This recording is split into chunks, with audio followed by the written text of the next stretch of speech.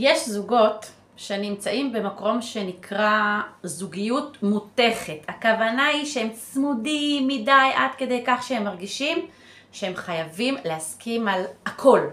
שאם אחד מהם חושב או מרגיש משהו אחר, זה ישר נתפס אצלם כפגיעה. ואז מה התגובה? מה? למה לא התייעצת איתי? את לא סומכת עליי? לא אכפת לך ממה שאני חושב? הוא מרגיש מיד מותקף, כאילו שהיא עשתה משהו נגדו. אבל בעצם היא רק חושבת אחרת. זה מקום שבו בעצם אין מקום לשוני ביניהם, כי כל שוני מרגיש כמו סכנה או ריחוק. זה צמוד מדי. יש שם חוסר אוויר. לעומת זאת יש זוגות שהם בדיוק ההפך. במקום צמודים מדי, הם פשוט רחוקים מדי. כל אחד חושב רק על עצמו. אני אעשה מה שטוב לי, מה שנוח לי, מה שאני צריך, ואז הם שוכחים את הביחד.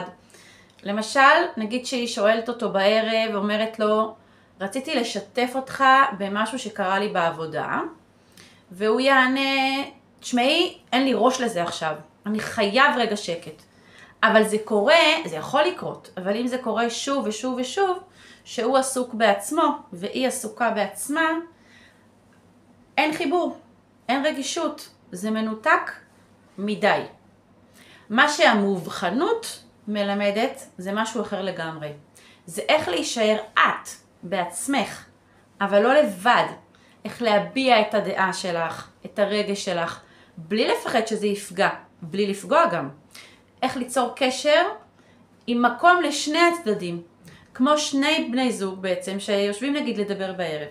והיא אומרת, רציתי לחשוב יחד על משהו אפילו נורא מפחיד. והוא מקשיב, לא נבעל, למרות שזה מבהיל אותו.